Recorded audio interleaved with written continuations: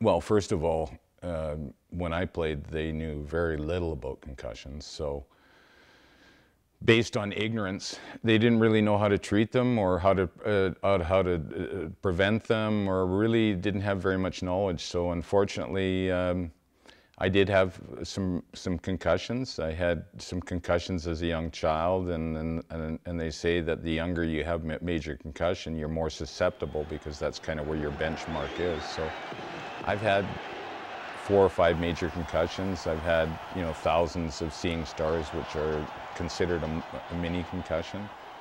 So anyone that plays a violent position like a defensive lineman, where you're hitting and competing with other, really big men, it's a risk you take. Did we know that it would cause us problems post football? No, but no one knew this. I don't blame the CFO. I don't blame the teams. It's something that I've had to live with. I think it's caused me a lot of problems, specific to because all your contact is in the frontal lobe of your brain. It's where your reasoning and your emotional control is. And that's why you see a lot of the players have difficulties post-career, because it's not easy when you can't control your emotions. It's very difficult to have any kind of, relationships with people when you can't control how you feel. So that's a problem that I've suffered. I've suffered with depression, which is also part of post-concussion syndrome.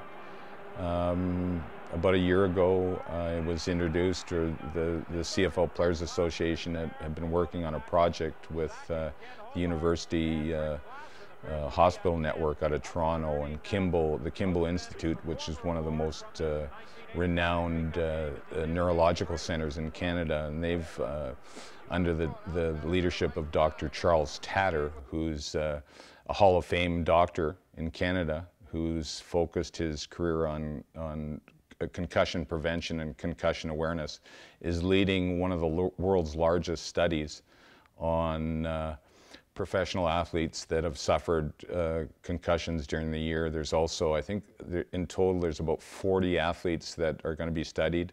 There's also a control group outside of professional athletes, and then there's professional athletes that didn't really suffer concussions, so that you get a balance. And I'm in the first year. I was just back in Toronto, and they did an assessment on myself and treated us really like gold. They're first class, very professional.